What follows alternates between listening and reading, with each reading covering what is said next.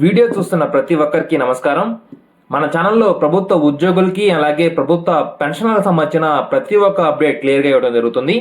మన ఛానల్ని ఇంకా సబ్స్క్రైబ్ చేసుకున్న వాళ్ళు చూస్తుంటే తప్పకుండా సబ్స్క్రైబ్ చేసుకొని ఫాలో అవుతామండి.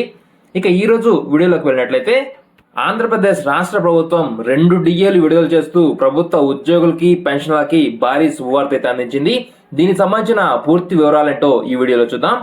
ప్రభుత్వ ఉద్యోగులు పెన్షనర్లకు ఆంధ్రప్రదేశ్ రాష్ట్ర ప్రభుత్వం భారీ శుభవార్త అందించింది. 2 డిఏలు మంజూరు చేస్తూ ప్రభుత్వం ఉత్తర్వులు జారీ చేసింది. గత ఏడాది జనవరి 1 నుంచి ఇవ్వాల్సిన డిఏ 3.64%గా మంజూరు చేసింది. మంజూరు చేసిన డిఏ 3.64% ఈ ఏడాది ఏప్రిల్ నుంచి వేతనాలతో కలిపి నగదు రూపంలో చెల్లిస్తారు.